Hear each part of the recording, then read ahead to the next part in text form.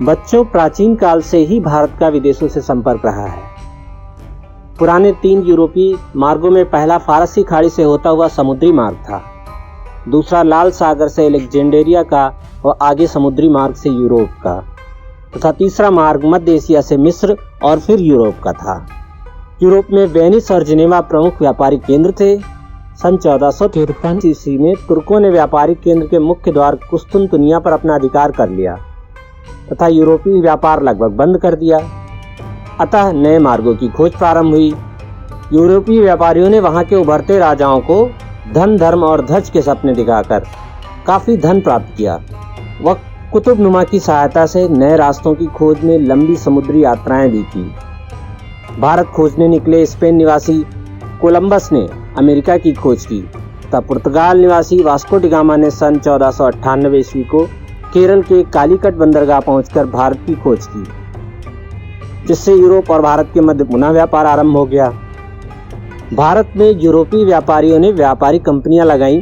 व्यापारिक कंपनियों से तात्पर्य व्यापार में कई लोगों की हिस्सेदारी से है।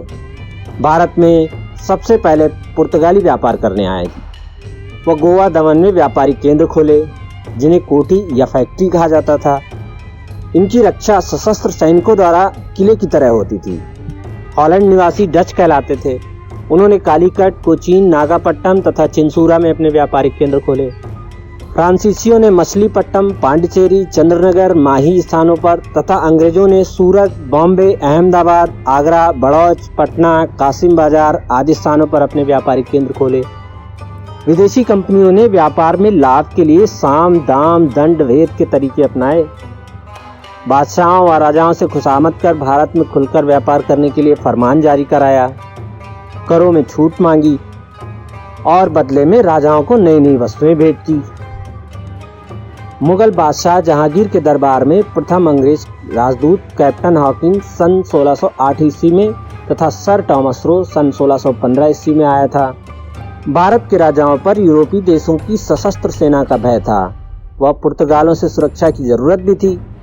स्थितियों का फायदा उठाकर यूरोप के व्यापारियों ने खूब लाभ कमाया और भारत में गोदाम, घर, बंदरगाह और अपने अपने किले भी बनाए। तो बच्चों, इस वीडियो के माध्यम से आपने भारत में आने वाली विदेशी कंपनियों, उनके देश, भारत में उनके व्यापारिक केंद्रों के बारे में जाना। आगे के वीडियो में हम भारत में अंग्रेजी राज के विस्तार के बारे में जानेंगे। धन्यवाद।